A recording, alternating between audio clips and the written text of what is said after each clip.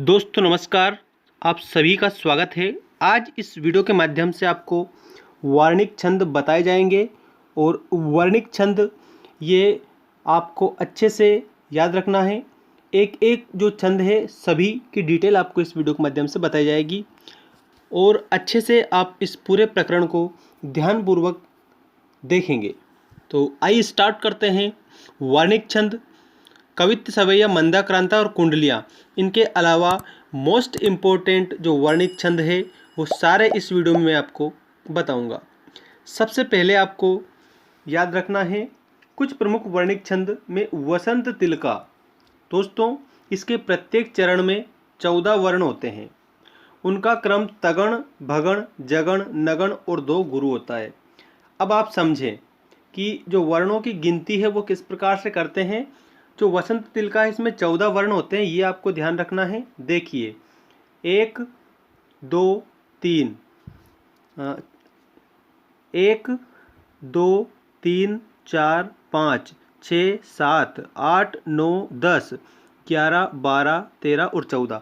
जो इसमें कटे पिटे वर्ण होते हैं मतलब कि आधे, उनको नहीं गिना जाता है। तो इस प्रकार से जो वसंत तिलका है उसमें 14 वर्ण होते हैं। इसके बाद में देखिए दूसरी लाइन 1 2 3 4 5 6 7 8 9 10 11 12 13 और ये 14। तो ये इसमें कितने वर्ण होते हैं? 14 वर्ण होते हैं। अब पूरा उदाहरण समझ लें। था क्वार मास निशिथि अति रम्य राका, पूरी कला सहित शोभित चंद्रमा था, ज्योतिर्मयी परम सर्व दिशा बना के, सौंदर्य साथ लसती क्षिति में सिता थी। तो ये वसंत तिलका का उदाहरण है। वसंत तिलका में 14 वर्ण होते हैं, ये आपको अच्छे से ध्यान रखना है, ठीक है, क्योंकि परीक्षा में वर्ण भी पूछ लिया जाता है इसलिए। चलिए अगला देखते हैं मंदाक्रांता। मंदाक्रांता क्या होता है आइए देखते हैं। इसके प्रत्येक चरण में 17 वर्ण होते हैं, ठीक है। वर्णिक छंद है तो आपको ध्यान रखना है वर्णों की भी गिनती होती है इसमें। किसकी? सिर्फ वर्णों की गिनती होती है। और मात्रिक छंद में मात्राओं की गिनती होती है। वर्णों और मात्राओं की गणना पिछले वाले वीडियोस में मैंने आपको बता दी है, जिसमें मैंने आपको 3 वीडियो छंद के अपलोड कर दिए हैं। ये चौथा वीडियो है दोस्तों जिसमें आपको ये बताया जा रहा है वर्णिक छंद, ठीक है। अब इसमें समझिए जो मंदाक्रांता है ना, इसमें 17 तो वर्ण होते हैं जिनका क्रम मगण, भगण, नगण, तगण और 2 गुरु रहता है, ठीक है। जो एस जैसी मात्रा होती है वो गुरु कहलाती है, ये मैंने आपको पहले बता दिया है। और पूरे जो 8 ही गण हैं वो भी मैंने आपको समझा दिए हैं। वीडियो आप डिस्क्रिप्शन में लिंक दे दिए, जाकर देख सकते हैं। तो याद रखेंगे आप। और इसके प्रत्येक चरण में छोटे, मतलब याद रखना कि चौथा और जो छठवां होता है और 7वां वर्ण, इस पर क्या होता है? विराम होता है, मतलब कि रुका जाता है। चलिए देखते हैं उदाहरण। वे छाया थी सुजन सिर की, शासिका थी खलों की, कंगालों की परम निधि थी, औषधि पीड़ितों की, दोनों की थी भगिनी जननी श्री, अनाथाश्रितों की, और आराध्या थी ब्रज अवनी की, प्रेमिका विश्व की थी। तो अब देखें इसमें वर्णों की गणना करते हैं। 17 वर्ण देखते हैं। 1 2 3 4 5 6 7 8 9 10 11 12 13 14 15 16 और ये 17। तो ये 17 वर्ण आपके इसमें हो गए हैं।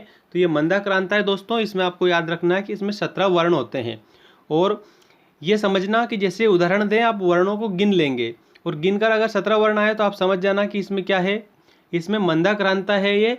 और याद रखना कि इसमें 7वां वर्ण, चौथा और छठा, इस पर क्या होता है? विराम होता है। देखिए विराम मतलब रुकना। देखिए 1 2 3 4 5 6 7, ठीक है। एक तो 7वां पे होता है, चौथे पे भी होता है। तो देखिए चौथे पे किस प्रकार से है। जो ये हमारी पहली वाली लाइन दे रखी है ना, इसमें चौथे वर्ण पर विराम है। जो ये यहाँ पर चिन्ह लगा हुआ है ना, ये विराम का चिन्ह। देखिए 1 2 3 और ये 4, मतलब कि चौथे वर्ण पर ये कामा लगा रखा है, मतलब विराम है। तो हम कह सकते हैं कि यहाँ पर मंदाक्रांता है जिसमें 17 तो वर्ण होते हैं और चौथे, छठे और 7वें वर्ण पर विराम होता है, ठीक है। इसी प्रकार से दूसरी लाइन में देख सकते हैं 1 2 3 और ये 4, चौथे वर्ण पर विराम है, ठीक है। अगला देखिए मंदाक्रांता के बाद में कवित्त। अब देखिए जो ये कवित्त छंद होता है ना, इसमें 31 वर्ण होते हैं, 31 वर्ण। मतलब कि इसमें वर्णों की संख्या कितनी होती है? तो आपको ध्यान रखना है कि कवित्त में वर्णों की संख्या 31 होती है और 16 और 15 पर क्या होता है? विराम होता है। और चरण का अंतिम वर्ण गुरु होना आवश्यक है। अंतिम वर्ण मतलब कि जो आखिरी जो शब्द रहता है वो गुरु होना चाहिए। मतलब कि याद रखेंगे आप सभी, गुरु वर्ण अगर होगा आखिरी में तो ये समझ जाना आप इसमें कि कवित्त है। और 31 वर्ण है, 16-15 पर विराम है। इसे मनहरण देवघनाक्षरी भी कहते हैं। अगर प्रश्न बना कि मनहरण देवघनाक्षरी किसे कहते हैं, तो जो कवित्त छंद होता है उसको क्या कहा जाता है? मनहरण देवघनाक्षरी। अब देखिए इसका उदाहरण, पात भरी सहरी सकल सुत बारे बारे, केवट की जाति कछु वेद न पढ़ाई हो, सब परिवार में हो याही लागी राजा जू हो, दीन वित्तहीन कैसे दुहरी गड़ाई हो, गौतम की घरनी जो तरनी तरेगी मेरी, और प्रभु सो निषाद है के बाद न बढ़ाई हो, तुलसी के इस राम रावरे सो साची कहो, बिना पग धोए नाथ नाव न चढ़ाई हो।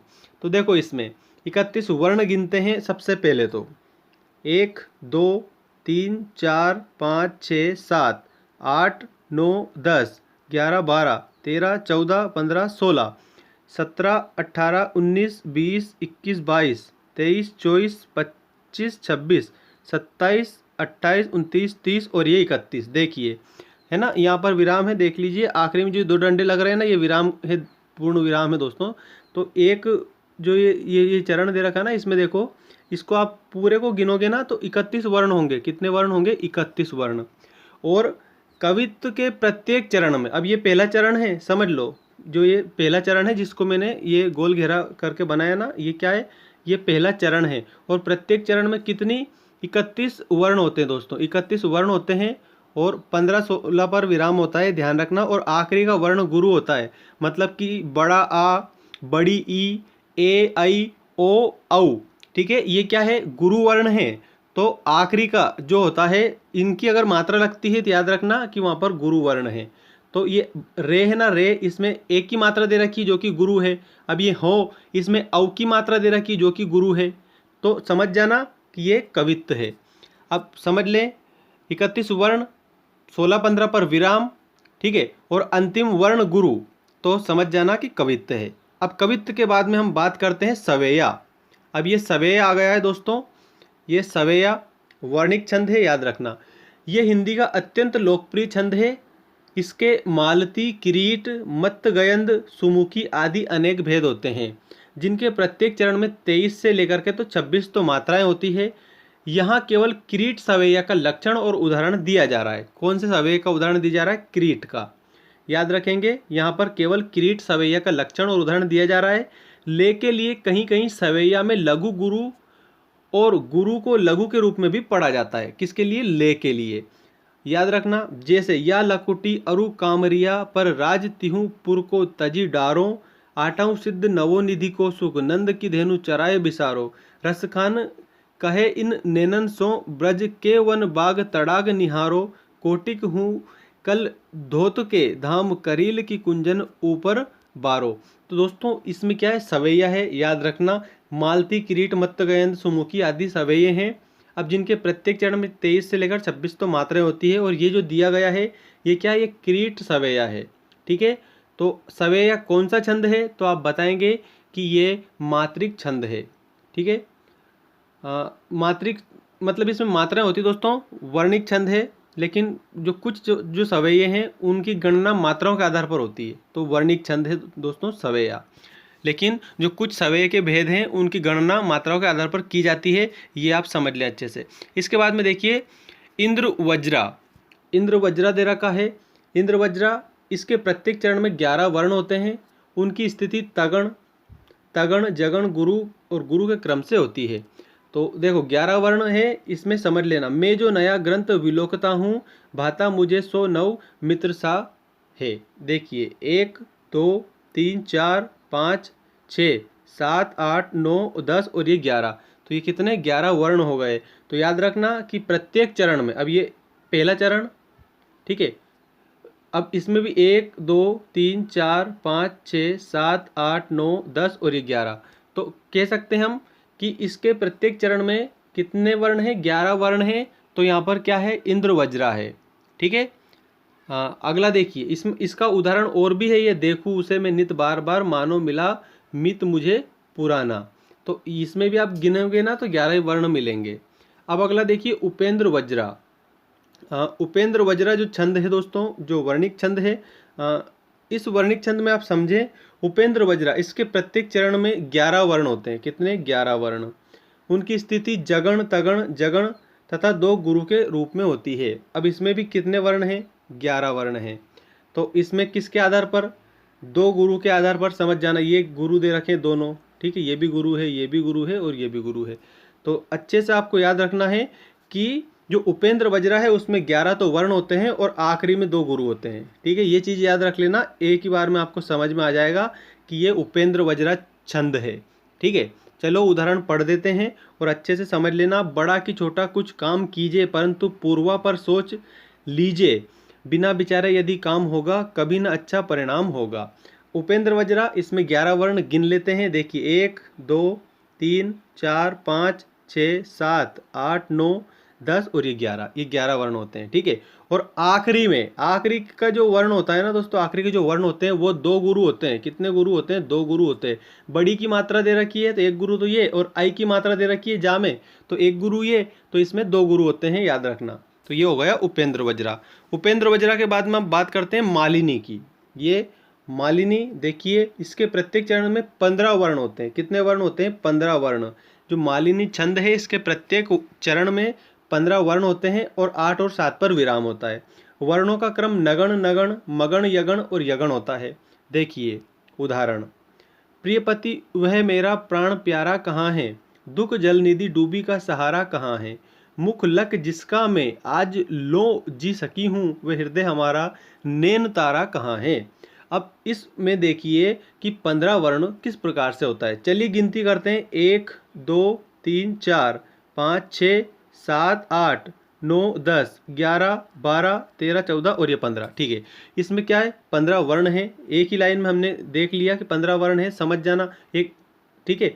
तो 15 वर्ण, मालिनी छंद, 8 और 7 पर विराम है। 8 और 7 पर विराम कैसे है समझ लो। विराम भी 1 2 3 4 5 6 7 और 8, इसके बाद में ये अल्प विराम दे रखा है ना, तो समझ जाना कि ये 8 और 7 अगर विराम है और 15 वर्ण है तो मालिनी छंद है। चलिए मालिनी के बाद में हम बात कर लेते हैं शिखरिणी की। मालिनी के बाद में जो अगला छंद आता है वो है शिखरिणी। तो जो शिखरिणी है इसके प्रत्येक चरण में 17 वर्ण होते हैं। कितने वर्ण होते हैं?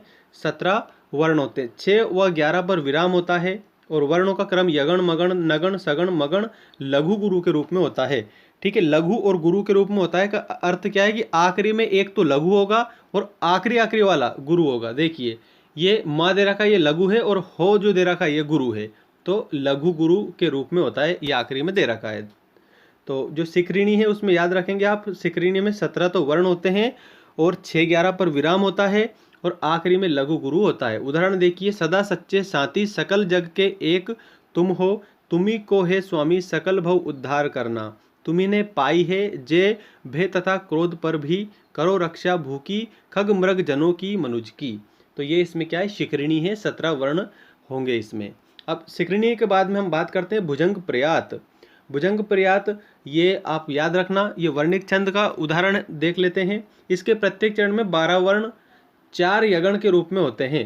भुजंग प्रयात में कितने वर्ण होते हैं? 12 वर्ण और 4 यगण के रूप में। बना लो जहाँ भी वही स्वर्ग होगा, स्वयं थोड़ा थोड़ा वही स्वर्ग होगा, खलों को कहीं भी नहीं स्वर्ग होगा, भलों के लिए तो यही स्वर्ग होगा।